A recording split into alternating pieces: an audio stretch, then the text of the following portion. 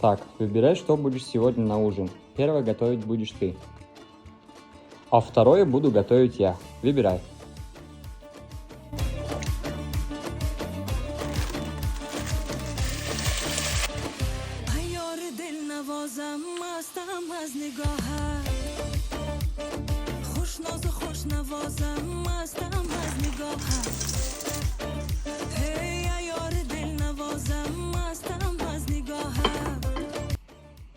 У меня все готово, а у тебя еще курица не готова. Сначала будем есть второе, потом первое. Идем сюда. Ну, я не повар. Сейчас будет все готово.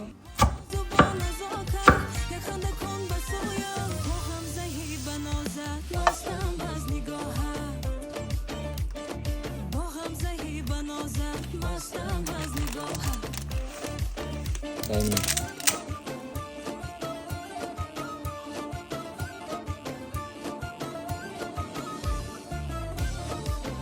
Очень вкусно.